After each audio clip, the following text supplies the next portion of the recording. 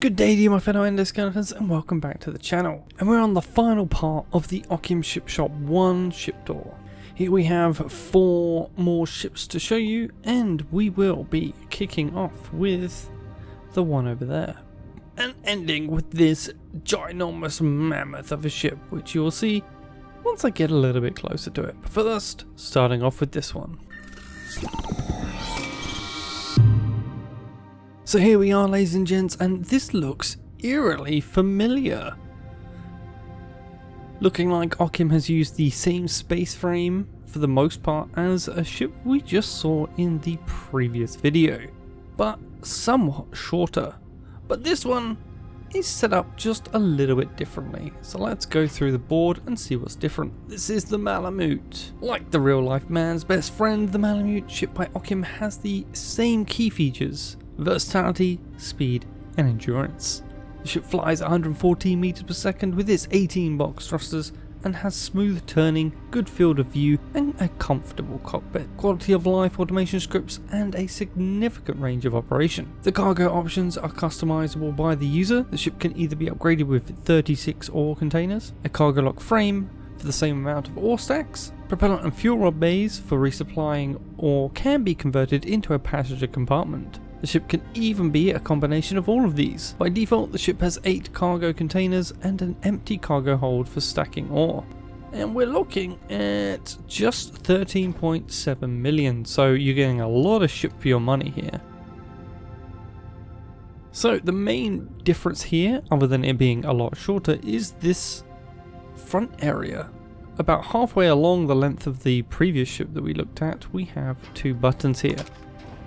Opening her up, and we see these 2 ginormous doors swing open and enable us to enter this cargo area, which is absolutely freaking stacked with nothing but beams. I would say, first impressions, this is hugely wasteful of both material, money, weight, you name it, but it does mean that this area is very specifically laid out to literally take anything you want to put into here, be it the cargo crates, the cargo lock frame, or any pieces that you just want to put in here as straight bolted cargo. There is no area that you cannot bolt to, so it has a plus side, but it also has some negatives. In here you've also got a little information here about these particular sockets. These are what you will use to attach your cargo crates within this area. And I believe you've also got a light switch. Oh no, that is for the doors. You can lock yourself in should you wish. But yeah, really cool to see the doors like have a little kind of separate area there that they have to travel through. And really nice looking decoration on the front of there, which also doubles as holding all of these pieces together. Of course, on Okim ships we have these mini landing legs, and it wouldn't surprise me if the door, when opened, lines up with these. So let's have a little look-see. Called it! So yeah, very good job there on the alignment. And then going back, we have the very typical Okim fashion of artistic plating on the top, and we've got our entrance to the cockpit over here. 2 pilot seats, a ladder down, ship controls, and YOLO. So very much a lot of reused elements within this ship, including the main area for the fuel rods, and over here for the propellant and the main controls, including YOLO ISAN coordinates on the front here. So very much exactly the same. And we're checking down here. The only main difference down here is that the generators are a lot smaller. So in the other ship these came along a bit further along and had a different armor shielding around them. And they certainly didn't have these cool looking rails. Very nice, maybe taking a leaf out of Duratec's book here. And then same here, we've got the same 2 YOLO script containers and controls for all of your generators here. Checking this out, this pretty much is exactly the same space frame. Lots of thrusters, lights are all in the same place, even the artistic railings sticking out the back, like kind of signal aerials, is still pretty cool. But yeah, pretty much exactly the same space frame, just completely chopped down and made a bit smaller to be a bit cheaper and a lot more versatile. So come check it out if you want, and that's the Malamute. Now this thing is extremely useful, at least within closed alpha, and I'll go through that in a sec. This is the Mover, and it's simplistically a flatbed transport ship designed to snap large station parts to its vast surface area and transport them to a construction site. The ship can go the max speed of 150 meters per second when empty and comes installed with ISAM mono. The affordable price gives you a nice choice for when you're starting your own station. And a nice price it is at only 8 million credits. So, what is all of this about for station building? Well, as you can see, this is nothing but a grid framework. No bells, no whistles, just a few batteries and a whole lot of thrusters, with the generators open at the back. So, why the hell would you use a ship like this? Well, in closed alpha, we can just straight up buy station components, and you can buy them by the bucket load. So you need to get those from here to your station. Now to do that, you've got two options. You can either transport them legit, like bolted to this ship, or in one of the cargo lock frame transports that I've shown you before, or you can transport them via cargo lock beams, although that is an extremely inefficient way of doing it. Or you can do it the jank way and the kind of illegal way of doing it and just put them in backpacks, and I've seen this ship used for both backpacks and legitimately putting the parts on the ship, and that's how I did it, using this method to build the first station built in Starbase by K-Bots. We were shipping out tons of parts and just bolting them to this thing. So this has been very useful.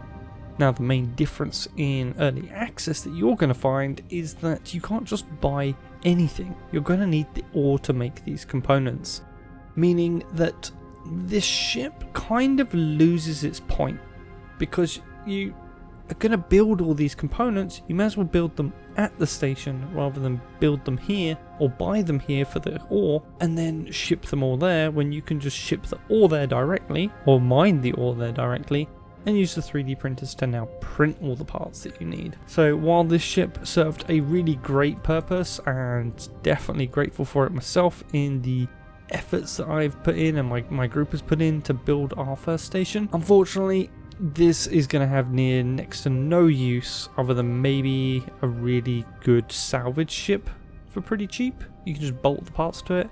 But other than that, it's not going to be helping building stations at all come early access. But it has helped a lot of people so far, so kudos for Okim for giving us this ship. On to the next one now. It's about the same size, just a little bit chunkier. This one is the Magnus II. Magnus II is a heavy ore hauler, clad in adjacent plating and equipped with 432 crates. The ship is able to accelerate up to 81 meters per second when empty, but the speed significantly drops down with more load. The Magnus II is equipped with ISAM mono navigation system, a transponder, an eco mode, and the ship runs on 10 fuel chambers and 2 large propellant tanks that provide the freighter with significant range. And for this one, you're looking at a cool 37.8 million. Now this is what I call a heavy freighter. In the previous video we had one of the ships describe itself as a large freighter or a heavy freighter with only barely less than 200 crates. That was a joke. This thing is a real heavy freighter. With over 400 crates, you are going to be transporting a lot of stuff. Be it ore, be it items. I mean, for this one specifically it's ore, but later on when we get the different crate types, there could be an item version, there could be any version that the crates have versions for. So going along the side here, you can see there's a lot of this thin floor panel painting. You've got this floor grating. A lot of people use these on ceilings as well. And then you've got these two unpowered hinges, which are really cool additions because they act as armored shells to protect the resource bridges, which I find a really cool idea. And we'll just close these up. These are only manual. If they were powered, you wouldn't be able to use the handle on them there. Okay, so at the front we've got lots of maneuvering thrusters here that will help this ship turn. Now, as you stack this thing up with tons and tons of ore, these will become less and less powerful. We got our single receiver on the bottom there for ISAM mono. We got lots of these like signal bits sticking out, which look really cool. And then we've got the main area here for the cockpit, and this looks like it's powered, so there's got to be a button around here somewhere. My guess is on the top. There we go, one button. Huge hinge canopy will let us straight in there. Oh, we get a little sneaky peek into the inner workings there. Nothing special though. So in here, let's see, we've got auto power. All this sitting right on top of the main flight computer here. YOLO code to this side. Where is the button for the hatch? Cockpit. This one? There we go. Huge, huge door. I'm liking the look of that. So, very, very simple cockpit design. We've got our standard turtle and cruise modes as normal, nav lights that can be turned on and off, as well as the generator and fuel rod situation, and ice anchor coordinates here as well. Really good field of view, except for the sides here where the rest of the ship blocks the way, but you're getting still a very good range from there all the way to there, so really nothing to complain about with this ship's cockpit. So if we crack this back open, you can see as well on this side you've got very easy to access. Ooh, come on. Manual here, which just says important rather than manual, but lots of information on the inside of this ship here. Now if I can get out, please let me out. There we go. Design wise, this is pretty similar to the other ship that we saw that was a bit thinner and had somewhat less amount of crates. Come on. There we go. Where it had these individual pods. In this one, the pods are non-existent because they all link together, like I said the design probably should do.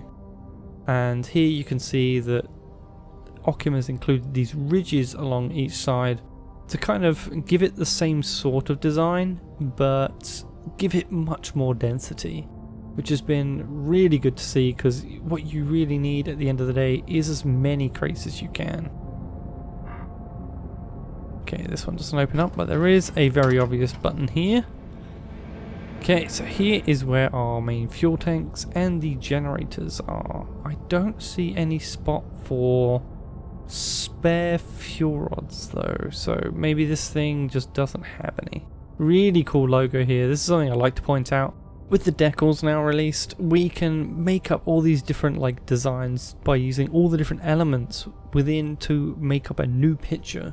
Rather than just having big decals, you can use these smaller ones or shrink them right down to use them as smaller ones and make some cool designs out of it. And Okim has recreated his logo here, which is this one over here, which is really cool. I'd like to see more of this, and I've noticed a few different factions that have done this and have done it to really good effect, to be honest. But yeah, not seeing any spare fuel rods. If they are under here, they are definitely bolted in with no easy access. Let's just have a little look-see around the back. Here you can see the ginormous thruster array of just a ridiculous amount of thrusters. Although I definitely think this could have done with a few more even, possibly placed along the top or around the front like Okim's other design, just to give it that bit more of a speed boost, because 75 meters per second is pretty slow. But moving further forward here, you got this lit area here with these grills. I'm trying to see what might be below this. That's definitely a crate.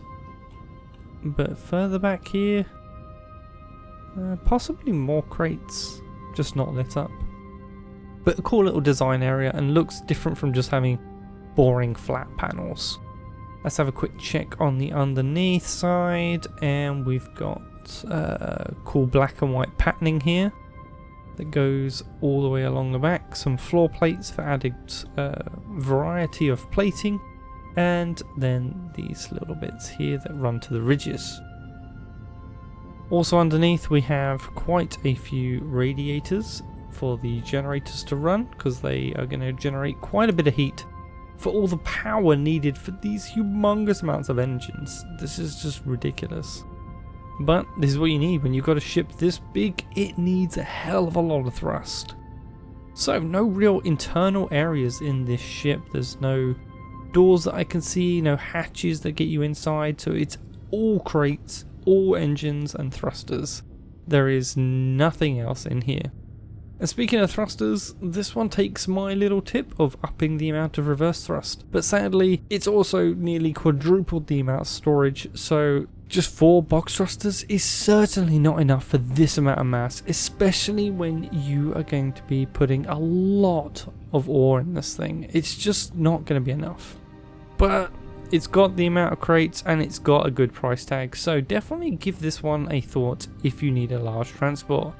Now this thing, this ugly huge box, is suddenly transformed finally into its real model from its LOD. Now what you're seeing here is this huge open framework here, and if we go over to the corners you'll notice the telltale sign of a cargo lock frame. This, my friends, is one massive cargo lock frame. And if I work my way around to the controls, which as I take forever to fly out, are just on top here, we should be able to turn this baby on and get the cargo lock frame going. So let's have a look. Frame. There you go. Look at that. That entire area is now covered in a cargo lock frame. Now, this is going to eat through a lot of power to keep this on and keep this transporting a lot of stuff. And that's mostly what all these frames are for, to transfer all the stress generated by what could be a huge amount of voxel volume that you're transporting within this. This is definitely what you should be using to transport pretty much anything en masse, because this is just a ridiculous size of transportation volume. So you can go around picking up salvage, you can be picking up station parts, anything you want to transport, this thing will do it as long as it stays in this area and you have power. When you run out of power, well, then you've got a problem. These batteries are nearly about to run out, so I'm guessing eco mode might be still turned on. When these run out, you're gonna see oh, it's charging up, but the box is still on. Oh, must be very nicely balanced for the power system to keep this on when the batteries run out. Very, very good to see there. Excellent, excellent job indeed. So this ship has a good couple of spare seats for you to bring your friends along for those salvage operations or anything else. You've got your standard ship controls here in the transponder right behind the pilot seat, as well as quite a few different YOLO ships plugged in here. On top we have the manual, of course, as standard with a lot of Okim ships, and you'd want to read through that before operating the ship itself. Here we have quite a few different receivers. Why there's so many? This is beyond me. You need 4 at most for ISAN quad. You can get away with the 1 with ISAN mono. Why there would be this many is anyone's guess. It's probably in the manual, but I do not have time to be reading through that right now, because we've got all this ship to look at. So braking thrusters.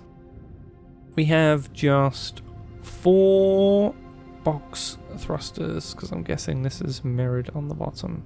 Yes, it is, which is really not enough if you're going to be transporting a lot of stuff, and this ship still has a lot of mass with just this beamwork alone. For turning, we've got box thrusters. This should be more than enough for just normal turning. It will not be enough for strafing to avoid any asteroids that you might be looking to run into, so that's not good, and you haven't got enough braking thrust either to stop before you hit these asteroids by the time you've seen them. So So possibly a little bit of risk there. What it does have is plenty of forward thrust lined up across the front here. This is going to provide you with quite a bit of thrust. Now they haven't done the same on the bottom, but definitely the same on the left hand side there. Heading all the way down to the back now, we see we've got some more thrust, because you know, you always got to have more thrust. So this thing has definitely got the thrust to really kick you and your transport and whatever you're transporting to where you've got to go. So that's really good. You've just got to look out for the fact that all of this is open and bare bones on this to really maximize the amount of stuff that you're transporting. This generator setup is freaking huge. This is an insane amount of generators, an insane amount of fuel. 3 large fuel tanks is quite a lot. And then you've got all these radiators to make sure that you've got enough cooling for all of these generators, so you can keep this on as well as flying forwards with all that thrust, which is going to use a lot of power. And of course you get too far away from a large ship in the ship shops and it will go back to LOD.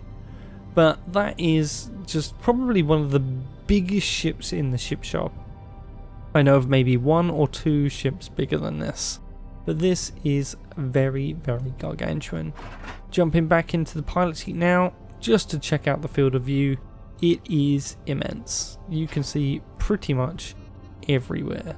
So you've got all the controls you need, pretty much as standard, same turtle, cruise. You've got rangefinders in here as well to make sure that you're coming up on something with the right distance. And I believe these rangefinders also operate from inside, so you know roughly what distance you need to be and when stuff is passing the front opening here. So this is a really good thing to be using. Jumping in here, the rangefinders themselves are all labelled in this area, and you'll be looking down for the most part for when you're trying to dock any object into the cargo lock frame area behind you. And I would highly recommend, for doing it with a ship this big, definitely do this with friends and do it slowly, because that way they can guide you in nice and easy, because if you bump into something you're gonna wreck your ship. Obviously up here we have the standard stuff with ISAN, and then you've got also more distances here as well from the rangefinders. So yeah, pretty cool ship. Definitely something I wish we had a lot earlier from when it was published, because I could have definitely made a lot of use for this.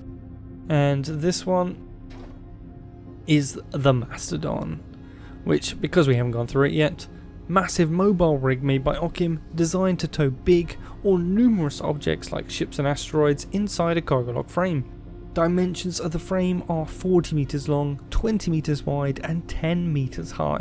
Enough to carry most currently available vessels, the Mastodon has enough thrusters to move at 120 meters per second when empty, with the speed dropping down depending on the mass of the cargo. The reinforced beam frame allows for objects of up to the Mastodon's own mass to be carried, meaning any vessel able to fit inside the frame can easily be towed by it. The ship uses ISAN quad navigation and the Omniseer signal tracker for ease of operation in the belt. And we're looking at a cool 31 million, and 31 million for a ship this big, with all of its power, all of its thrusters and this huge beam framework, is definitely a good price. Very good value for money, providing you can put it to good use. So there you have it, that is the full Okim Ship Shop 1 complete. There are 2 more Okim Ship Shops, we'll get to them in good time, I promise you. And there are also a whole load of other ship shops that I need to go visit, so stay tuned for more of these, looking at all the different incredible ships the community has designed. But until then, Kenetor, out.